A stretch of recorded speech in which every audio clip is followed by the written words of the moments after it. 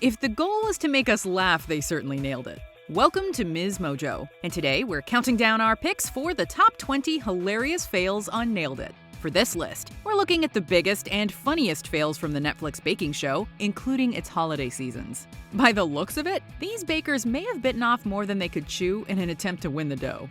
Number 20, The Leaning Tower of Cake, Heather Creekmore. In the pilot episode, the contestants are challenged with recreating guest judge Sylvia Weinstock's stunning wedding cake design. Sylvia's cakes are legendary. I never use fondant. They're only done in buttercream. They're painted if there's a texture on it. While this task proved to be far more from a cakewalk for anyone, it's Heather's result that has us in tears of laughter. I don't mean to laugh, but what is happening? Ooh, girl, it is leaning! Despite being the winner in the previous round, this time she fails to rise to the occasion. Not only does her shade of blue look like tragedy struck the Smurf village, but also since she hadn't given it time to cool, it's leaning quite a bit. Next time, someone should introduce her to the blast freezer. Number 19, Not So High Fashion, Allison Rook. Let's take a look at the doll cake you were trying to make and let's see what you did! Nailed it! Allison's high fashion doll cake looks like she's been on a very wild night out. The doll has her arms in the air while her dress hangs in a soggy heap around her knees. This baker made the rookie mistake of not allowing her cake to cool before construction, and it shows. Nevertheless, she does take the time to style the doll's hair, so she does deserve some points for effort. Her ball gown, whatever it is at this point, has fallen down. She doesn't care, you don't care, I don't care, and you did her hair, too. I did. I definitely did her hair. While the judges are left perplexed by the appearance and divided by the taste, we can only wish to have Allison's confidence as she boldly announces that her cake is, quote, so good. Number 18, Where's the Cake? Chai Hang. To this day, we are not sure if Chai could justify the actions he took when his superhero dessert faced mortal peril. I did not think that I would be here right now. This is very disappointing. Upon discovering his cupcakes were underbaked, Chai charged in with a rescue mission and a race against the clock. He grabs an apple, covers it with buttercream, and presents it to the judges. His oversized cookies cause the whole thing to fall apart, exposing his deception. I think it looks great. It's thematic. It's thematic? Yeah. Okay. It's the Battle of New York. Really, Chai? I'd eat it. We're most astounded when he defends his decision by saying at least it's the right shape. The judges have seen a lot of bizarre cakes, but this one really takes the biscuit. Number 17, Vampire Scrooge, Justin Madriaga. While Scrooge may be the anti-hero of A Christmas Carol, Justin's take on him is downright villainous. Nailed it. Oh, Adding a 360-degree element to this challenge meant this would be no cakewalk for the bakers. Justin Scrooge looks like he lived a very different story from the one we know and love, with the character maybe even turning into a vampire somewhere along the way.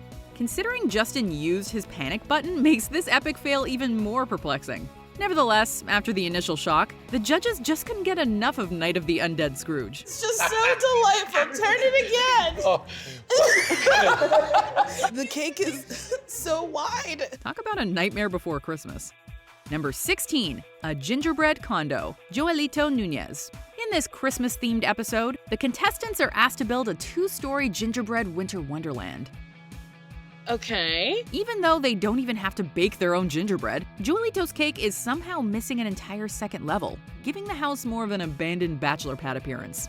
Credit where credit is due, as he actually does cover all the elements the judges asked for, however haphazardly. While the house and garden look like they've seen better days, what he lacks in aesthetics, he makes up for with peppermint in abundance. But you know what?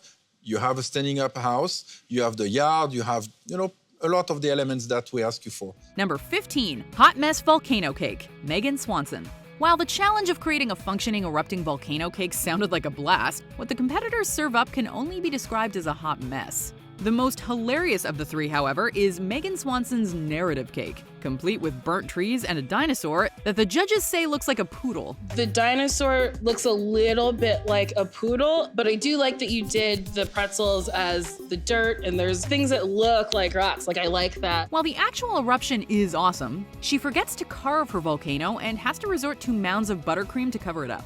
If there were ever a right time to serve up a total mess, a post-eruption cake is probably it. Number 14, the less than marvelous cake, Jordan Smith. The competitors are challenged with recreating a 3D Black Panther cake, but based on the results, it'd be T'Challa who's in need of rescuing. He looks like he's pondering his mortality as he sinks into a bed of leaves. Jordan's take on the Marvel hero is downright frightening and looks more like he's sinking into the cake rather than clawing his way out. And speaking of the claw, let's just say this Black Panther may want to go see a doctor about that. What's going on? It's like some osteoporosis or something in the hand. She tries to add some flair with golden stones in tribute to the kingdom, but if this Black Panther were in charge, Wakanda would be in serious trouble. Number 13, the Pirate Doughnut, Amanda Giles. The competitors get to choose their donuts, and Amanda goes for a cute but simple pirate. Yet the results do not disappoint. Once she finally figures out how to use a microwave, things continue to hilariously tumble out of control. Just look at her hands as she battles with food coloring. Oh my goodness. You know, when you work with food color, if you have gloves, that helps a lot. Not only is her donut underbaked, but this pirate has definitely sailed through its fair share of storms and been roughed up quite a bit. Nailed it! Oh, girl! I do not mean to laugh, but wow. Nevertheless, Amanda is such a delight to watch that we would love the show to bring her back for another round.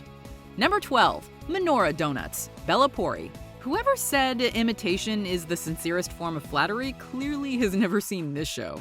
In Shallow Many Fails from the second season of Nailed It's Holiday Edition, the competitors replicate a donut menorah featuring an edible portrait of one of their fellow competitors. While Bella chooses to recreate Paul Scheer's face, we all exclaimed a collective oy vey when she unveiled her finished result. Do you think that's what Paul looks like? What we can say is that it certainly is a comic take on the actor's appearance, and there was clearly a lot of improvisation involved. But the taste test doesn't win her any points with the judges either. Needless to say, this menorah was not lit. I like you so much, Bella, but this is sad. I'm so sorry. Number 11, Moby-Dick-sastrous, Gail DePadre. We had a whale of a time watching the first round of the Let's Get Lit episode, but the next chapter of this Nailed It journey was an epic disaster. Tasked with recreating a scene from Moby Dick, Gail DePadre's cake would have made Herman Melville roll over in his grave. Nailed it. What? Wow, Gail! Nicole says it looks like a mushroom with lights, and Jacques says Ahab looks like he's fainted after seeing a mushroom try to attack him. We're not sure what story this cake is telling, but it's not Moby Dick. At least not the story we know. Number 10, Don't Eat the Spatula, Will Edwards. Some of the funniest fails come when the contestants are rushed for time and have to think on their feet. In the Tailgate Failgate episode, the competitors must replicate a barbecue grill cake. This wild cake is the result of 2 solid hours of blood, sweat, and tears. Admittedly, Will's food on the grill looks pretty tasty, even if it looks like the actual grill melted in the heat. If you think his spatula looks too realistic, you'd be right. Having run out of time but still wanting to complete the challenge, Will grabbed the spatula from his station instead. But I had a spatula on hand, so I just went with the pre-made. You can't eat it though. Sorry. Well, points for determination and commitment, we suppose. Number 9, The Fallen Angel, Lynette Bihar. Considering this is a baking show, it seems unimaginable that anyone would serve up something almost completely inedible. Let's see what you did. Nailed it! Oh boy! What happened? I don't know. Tasked with creating an angel waffle cone tree topper in season 2 of Nailed It Holiday, not only is Lynette Bihar's angel missing a face, it also looks more like an abandoned half-decorated Christmas tree. However, our jaws dropped when she announced that the only part of her festive confection that was edible is the wings. And based on the judges' reaction, they don't taste that great either. This is one of those times where winging it just doesn't pay off. Number 8, A Rough Day at the White House, Kymberli Talton. Imagine being challenged to bake a cake and sculpt it to look like Donald Trump. He is the president of the United States. But I'm putting politics aside. I can't let who or what the cake is really distract me from this damn money. While the bakers hope to build a great cake, and nobody builds a better cake than them, the results are disastrous, bigly. Kymberli's cake is definitely the most terrifying and nightmarish of the three, and certainly shows the stress being president comes with. She does a pretty decent job of recreating his suit, but the facial features are so horrifying that you want to look away but just can't. That is so...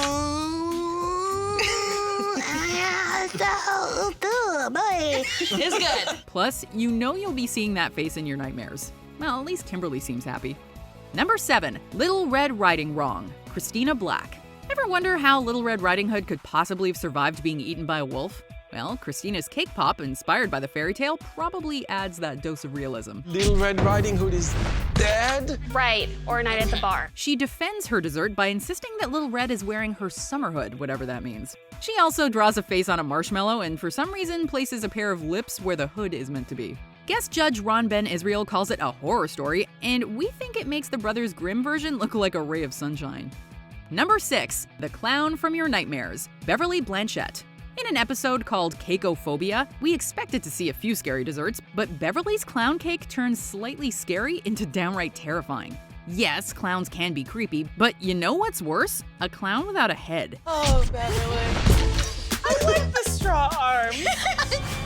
Oh no, Marie-Antoinette again! As she scrambles to reassemble it, the judges admire its straw arms just for the head to fall off yet again. Once the judges cut into it, they also discovered that there's actually no cake, just Rice Krispies and buttercream. Between Beverly's very blue hands and the head constantly falling off, this is definitely the stuff of nightmares. Congratulations. Thanks. No way, no way! Number 5, the Sloth Cake, Larry Nelson. In the Jungle Bungle episode, the competitors are challenged with replicating a sloth cake, which they would need to assemble hanging on a branch. It's a sloth coffee cake. What could possibly go wrong? We're not sure what kinds of sloths Larry has seen in his time because his color choices are slightly unusual, and its smile is rather unnerving. Chef Jacques also points out that this sloth looks like it focuses too much on arm days and neglects leg workouts. He looked like a sloth that really go to the gym and has big arms, but he didn't work on the legs. He did nothing with his leg. This was quite a challenging task, and honestly, we doubt we could have done much better ourselves. Number 4, a salty surprise, Chris Elam. Nailed it. The competitors might not make the prettiest looking cakes, but as long as they taste good, all's forgiven, right? Well, when the judges give Chris Elam's Humpty Dumpty cake pop the taste test, they are horrified to discover that he has mixed up salt and sugar. I was gonna be nice. Oh, that's awful. How much salt do you put in there? You put only salt in that. They make him try it too, and watching him defend his error is almost as funny as the mistake itself. As the judges down bottles of water, it's clear that they're still salty about the mix-up as they don't give Chris anything to drink as punishment. Number 3, the Disenchanting Unicorns, Chris Elam, Kristina Black, and Nicole Combs. We couldn't choose just one unicorn cake as they are all hilariously catastrophic. Actually, after a salty start, Chris steals the show in the second round by hysterically using a carrot to create his unicorn's horn. That is not a carrot, is it? It is a carrot? And you wrap the carrot with fondant? Yes, I did. How much salt did you use? That's a good question. The other two contestants, however, both overfill their tins and have to contend with underbaked cakes. Kristina tries to salvage the parts that are baked and presents a unicorn soup in a bundt tin. Meanwhile, Nicole gives hers a new narrative, claiming it's a baby unicorn being born. Perhaps these three are not born bakers, but you have to admire their creativity. Number 2, the Statue of David Cake, Cassie Stevens. In the Masterpiece or Disasterpiece episode, the contestants must replicate a cake shaped like the famous statue of David, complete with a pair of boxer shorts. As an art teacher, you would think that this is right up Cassie Stevens' alley, but you would be mistaken. Hilariously so. Oh no, he's got a happy face there. It's not a happy face, it's a...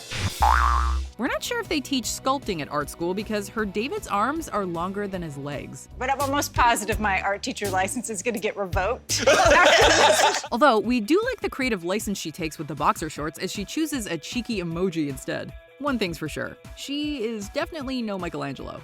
I don't know what to say without giving it away, but our number 1 never, ever fails to make me laugh really hard. Like the first time I saw it, tears were streaming. Anyway, hopefully that gets you excited. So we'll look through the honorable mentions and then we'll name our pick for the top hilarious fail on Nailed It. I'm sorry, why are you laughing? I don't mean to laugh. But you are. I truly don't. Nailed it! Oh, what a dream. Oh, I love his body. Oh my God. Oh, it's moving! No!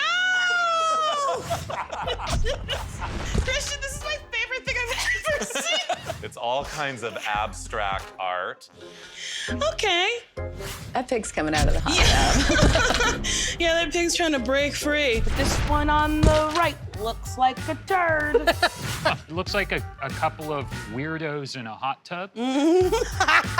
Before we continue, be sure to subscribe to our channel and ring the bell to get notified about our latest videos. You have the option to be notified for occasional videos or all of them. If you're on your phone, make sure you go into your settings and switch on notifications. Number 1. A Horrifying Fairytale, Tony Bryant. In the Fantasyland episode, the bakers recreate a fairy tale castle cake featuring a long-haired princess at the top. When Tony unveils her cake, it looks like the prince decapitated the dragon, but then bolted after seeing the princess. Don't mean to laugh, but your princess is terrifying.